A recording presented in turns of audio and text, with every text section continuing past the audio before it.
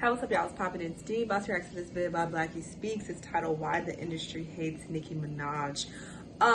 Couple things. I have this ring light that is powered by this power bank that is on its last leg. It's about to die, so if the lighting goes out, sorry, the lighting will be bad, but hopefully that doesn't happen. Also, I am in a hotel room that has a washer and dryer, and I'm washing my clothes, and the washer is like right behind the camera, so if you're hearing weird noises, that's what that is. My apologies, but I gotta wash my clothes. But anyway, hopefully all of that is not too much of a distraction. But yes, let's hop into the vid and see what he has to say. But yeah, I don't think the industry hates Nicki Minaj at all. I think she does get quite a bit of hate, which is honestly a part of the territory. She's a A-list celebrity, and I feel like most A-list celebrities get a lot of heat. She might get a bit more than the typical A-list celebrity though. Like if you compared her to, like, I don't know, Beyonce, I would say she definitely gets more hate than like a Beyonce, but she's also more controversial, so that's not even a good comparison actually. Like, you know, there's that. Anyway, yeah, let's see what he has to say though. Let's watch. No, Nicki Minaj, and why the industry is not only afraid of her, but also hates her. It's been a little while since we spoke about Nicki Minaj. The last time we spoke about Nicki, she was going through a couple public situations. One of them was that beef with Lache, as Kodak once called her. You guys remember that story? I, of course, had a lot of things to say about that situation. How that whole ordeal started was Nicki ended up submitting her record, Super Freaky Go, to the rap category at the Grammys. The institution ended up rejecting her record, while at the same time accepting Lotto's Big Energy record as a rap song. They were dead wrong for that. Nicki had some things to say about it.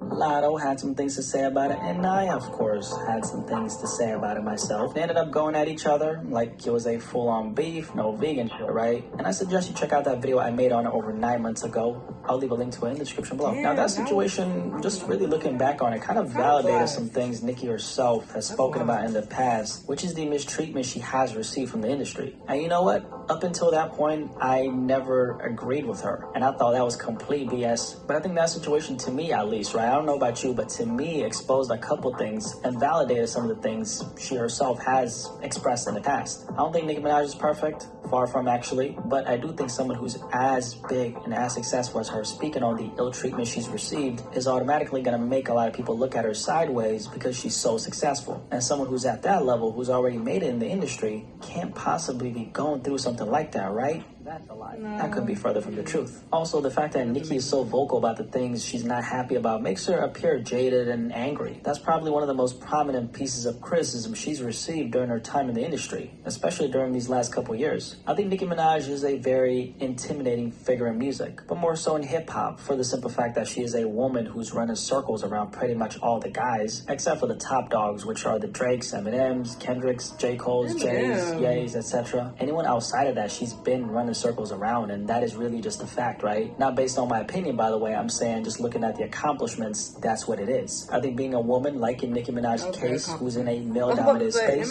comes with a couple challenges. One of them being she's had to toughen up. So she's had to strip away parts of her femininity in order to compete with the masculine that is the hip-hop industry, because hip-hop is a male-dominated space. There are some other things I want to touch on regarding that, but first, like the title says, why the industry hates Nicki Minaj. Sounds interesting? Like the video and subscribe. Let's touch on it.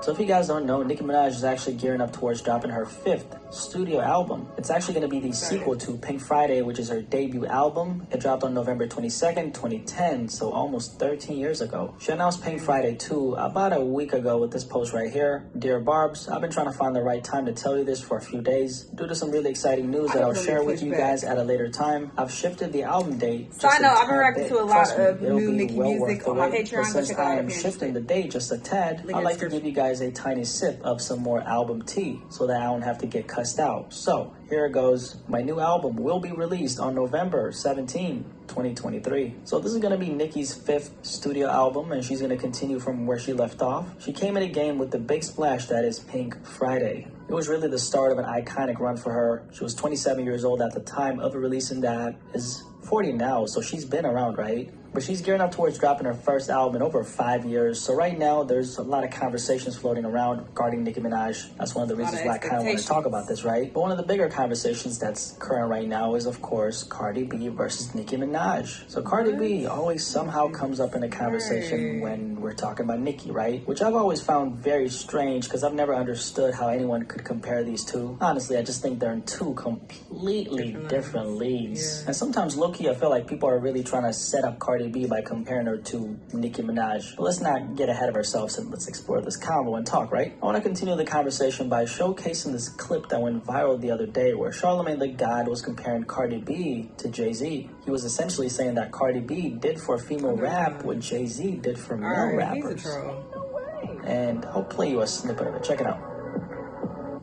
Salute to Cardi. Cardi shifted that. Cardi started using that influence to... Cardi shifted that in the culture. And I didn't even think about that till you said it just now.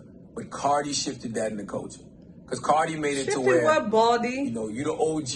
You the person that's made all the money, Cardi, you sold all the records. But you have no problem putting your arm around that next person.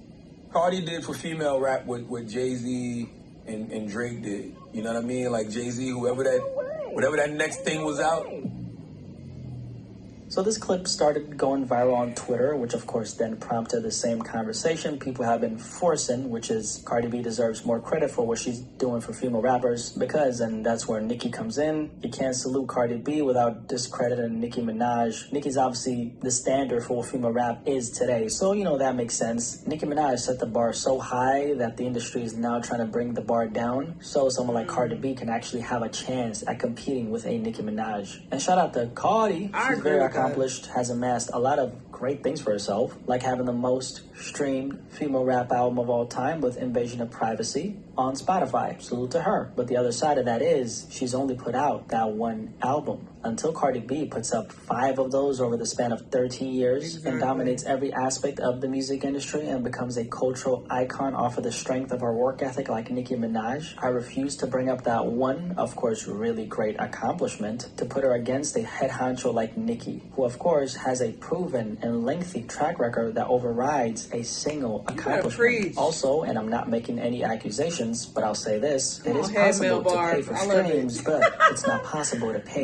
for longevity in music. It's one thing to accumulate a lot of streams, but it's another thing to shift the culture with the mere impact of your presence and records like Nicki Minaj while not being favored by the industry. And here's the thing, there are tons of women who came before Nicki, like Foxy Brown, who Nicki was actually influenced by, or Trina, or Missy Elliott, or the great and classy Lauryn Hill, who's in a completely different lane. So Nicki Minaj ain't the first female rapper. However, she's of course the first one who's taken it to the extent she's been able to take it. So she's the one who provided a blueprint for all the women who are thriving in hip-hop as we speak, including Cardi B herself. Nicki Minaj, for anyone who didn't know, also gets studied by all the major labels when it comes to the development of their female rappers. Because she's been tested in the game, has proven herself to be an everlasting figure in the industry, and that's the ultimate goal for a record label. Not only are they hoping that they're going to sign this act, invest all this money into them, so they can then recoup all the money back and some, but the ultimate goal is always, we want them to have longevity. How do we make this new female rapper we signed reach that place? Well, let's start by studying the person who's lasted the longest, which is Nicki. Latto's a great example of this. Latto, who's considered one of the hottest new female rappers in the game by many, is actually heavily influenced by, you guessed it,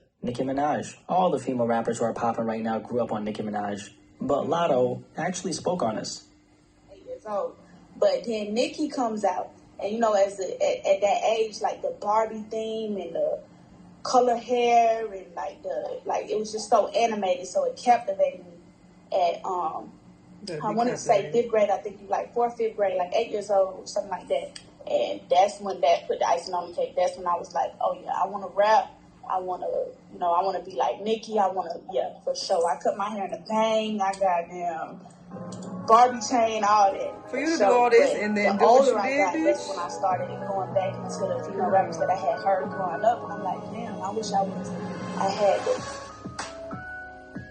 Latto's just one of the most popular women in rap who's publicly spoken about that. Circling back to what was said in that clip I played you, one of the biggest criticisms Nicki Minaj has received during her time in the industry is the fact that she hasn't taken a lot of female rappers with her to the top, meaning she hasn't collaborated with a lot of them, she hasn't co-signed a lot of them, and all around hasn't been too quick to share her success with the rest of the women in the rap game. She's doing a lot of that now. I mean, she bodied the hell out of that Pound Town verse. I talked about this on my Patreon, but come on, Barb. This is actually a fair criticism. The thing about Nicki is I think she waited too long to do that. Personally, I think Nicki has been so caught up in her own success to the point where the thought of bringing somebody with her has been the last thing on her mind. And I'm going to choose to not criticize her too harshly on that not because the Barbs are going to find me and put me in a body bag and dump my ass in the lake. They gonna kill you. Kind of a little bit of that. YouTuber Blacky Speaks has been found dead at the age of 27 on Lake Mirage. He was shot and killed by the Barbs after criticizing rap star Nicki Minaj in a YouTube video. Just a little. But because I think Nicki Minaj's presence, accomplishments, advancements in the rap industry as a woman, a black woman at that, has by default allowed the rest of the women who came up after her to go and get it for themselves in the first place. What she did for all the women in hip-hop is she simply opened the floodgates so the water, figuratively speaking, could start flooding in. The thing about Nicki Minaj is she's been so busy carving the path to the point where she hasn't had a lot of mental space to think beyond carving that space. I kind of look at it as if a person is the one like Nicki has been for female rap, how much exactly can one do all by their lonely while simultaneously breaking down the door so the rest of y'all can actually get in? The reason why Cardi B is able to, first of all, have a career as a female rapper is because of Nicki. Let's just make that clear before we move on. I think that in itself is something people as a collective have to accept. Without Nicki Minaj's success, 90% of the female rappers making all these millions and having a fan base wouldn't be possible. Because Nicki Minaj is the prototype that all the labels are studying because she is the one. In relation to female rap, I see Nicki as almost the base ingredient to the main dish. If you don't have the things that made her successful in a female rapper that you're trying to break, ultimately the dish is going to be whack. It's not going to be what it could have been otherwise. So why wouldn't all the major labels study the playbook? That's backwards. As for what I said earlier, I think what happened is Nicki Minaj waited too long because she was so busy carving the path. And in return, she was able to, get to the top by her lonely when she could have contributed so much more to the success of so many more women. Now, the other side of that is, there's actually two, but starting with the first one, she obviously doesn't owe anybody anything. And this is something a lot of people fail to bring up when this criticism comes into play. There's no such thing as Nicki Minaj had to bring anybody with her to the top. The only thing she had to do was to get it for herself, and in return, as she's making it, all these other women see the success and are inspired enough to get it for themselves. At the end of the day, we don't criticize all the guys in hip-hop for not bringing, the people with them to the top. Why would we criticize Nicki Minaj so strongly for that? Part of the reason is, of course, because women are the minority in hip-hop. Hip-hop is a male-dominated space. So as someone who's a part of the minority, why are you not bringing us with you? That's the logic here, right? But that logic also suggests that Nicki owes the world something, which she doesn't. The world didn't owe her a goddamn thing. She literally got out the mud, kicked down the doors, and forced herself in this bitch when doing so was unheard of. That's why when Nicki Minaj initially came out, although she was getting a lot of success because, she had the whole Young Money machine behind her, and the greatest rapper alive at the time put a lot of stock into her winning, everything was, like it always is, at the end of the day, depending on whether or not she performed. And Nicki damn sure performed beyond anything we've seen. She was actually at the time getting a lot of pushback from the industry. And I know this because I grew up on Wayne and Young Money, so when she first got signed, I was literally sitting on my dad's computer on the forums soaking it all up because Young Money signed their first female act. That was huge. I mean, that was a big moment for hip-hop because Nicki was labeled as the chosen one even back then, but everything was merely a matter of potential. Things could have gone either way for her. She could have completely fumbled the bag on her first drop and became just another rapper who got shelved. But it turns out that Young Money just hit the lotto, and Pink Friday, the project, ended up pushing 375,000 copies in its first week of being out. And this was before the streaming era. So things could have gone either way, but everything happened the way it happened, and here we are in 2023. Also remember how she was going on this tour with Riri, the Last Girl on Earth tour tour. Rihanna announced on April 5th, 2010 that she was going to bring Nicki with her along with Kesha, and this was supposed to be a very big look for Nicki since she was on the verge of becoming a megastar in the mainstream. Now what happened was merely 2 days after Rihanna announced it, Nicki ended up pulling out of this tour, and she got a lot of backlash for this. Because from the outside, you're this new artist in the industry, Riri brings you on tour, and you pull out 2 days before? You ungrateful little thing. That's what the critics in the industry had said. They call it the biggest mistake of her life. By the way, she canceled it because she was knee-deep in the process of working on Pink Friday, which she ended up releasing that same year, and it all ended up working out for her. And before she signed to Young Money, there was this bidding war between several of the biggest record labels in the industry. Everybody wanted Nika to sign with them on a dotted line, and in the end, she did sign with Young Money in 2009 at the age of 26. Oh, this is so nostalgic. And about this, Nicki managed to do something really crazy with this deal, which is unheard of till this day. Despite being a new face in the industry and despite not having the most lengthy track record, she managed to strike a deal where she retained 100% of her masters. And on top of that, managed to sign a very favorable deal where her merchandising revenue, on top of sponsorships, endorsements, and touring, was all gonna go to her. A once-in-a-lifetime deal, which essentially shook up the entire industry. This was never done before, but Nicki Minaj somehow made it happen. The biggest reason as to why she locked this deal down is because she simply knew her value and banked on it. Young Money believed in her enough to make it happen, but that was only possible because she believed in herself first. And Nicki wasn't the hottest thing on the planet back then. She had a few mixtapes behind her name and a couple semi-big records, but her potential wasn't known yet by the world. But she knew what she wanted for her career, she knew her worth, and so she made it happen for herself with the help of a great legal counsel.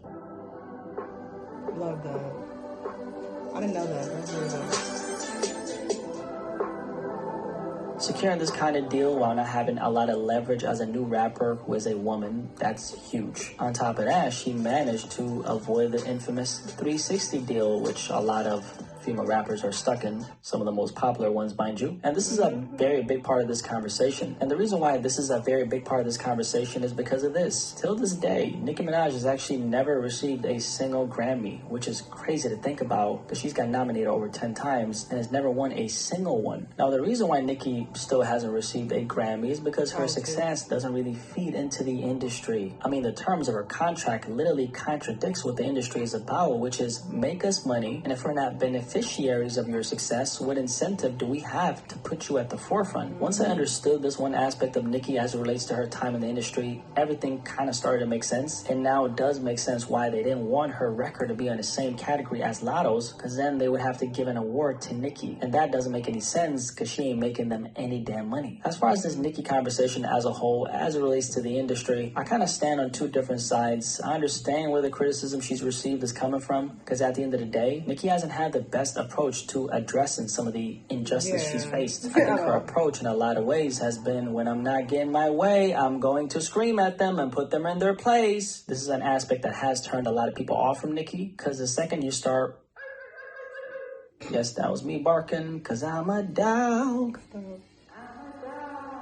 Start barking, that's how you give them the exact reaction they want, and now this will be used against you to label you as crazy, no matter if you're telling the truth or not. On the other hand, if she doesn't raise her voice, who's gonna do it for her? Nobody, right? Just like how no one kicked the door down for her, even raising your no voice, one's it gonna doesn't fight do for her to anything. get hers. And that's one big reason why I always respect Nicki Minaj. Despite all the things people have thrown at her during her time in the industry, she never once budged or let herself be strong-armed by the many opposing voices in the industry.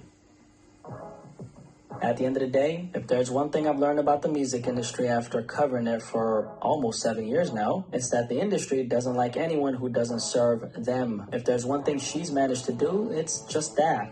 Not serve them. Nicki serves herself, her audience, and her own agenda. She's done so by not conforming and following suit, which disrupts the natural flow of the business. Anyone that rattles the cage usually get booted the hell out, but not Nicki. Shows her success to nobody but herself. She made it happen for herself, and I think she has every right to protect the position she worked so hard to be in. Anyway, like the video if you enjoy. Okay, he made several valid points, but he's absolutely correct that the industry hates her. But when I was reading this, for some reason, I interpreted it as she was one of the most hated in the industry, like by people in general, like as far as the hate that she receives from like fans, blogs, shit like that, other rappers. But yes, of course, she is the most hated by the industry. She's definitely received some unfair treatment for sure, which I've spoke on before, but I've also been very vocal about her approach because I feel like she does do a lot of, you know, tantrum throwing, which, I mean, it is justified to a certain degree because this would frustrate anyone going through, you know, these struggles constantly, because you're not giving the industry what it wants. But at the same time, throwing tantrums and, you know, going on these Twitter rants and going on Instagram Live and exposing shit, like, that doesn't help either. If anything, it makes everything worse because they're just like, okay, yeah, we really not fucking with this bitch. Oh yeah, we really not giving her no award. You know what I mean? So this, it's kind of like a lose-lose situation because then it's like, well, what do you do then? You're supposed to stay quiet? It's like, I mean, if you speak up and go off, that doesn't help either.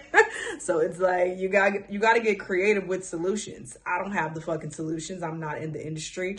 I'm not her, so I can't say what they are, but I just know that going on rants and calling people out and cursing and yelling, that doesn't help. I know that for a fact, okay? So, you know, there's that. But yes, I love Nicki. I want her to win, you know, contrary to popular belief.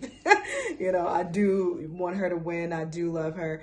But I am definitely vocal about my critiques of her, as I am with every fucking body, and I'm going to continue to be open and vocal about my critiques about her and everybody else when it applies. So there's that. But yeah, he did a great job.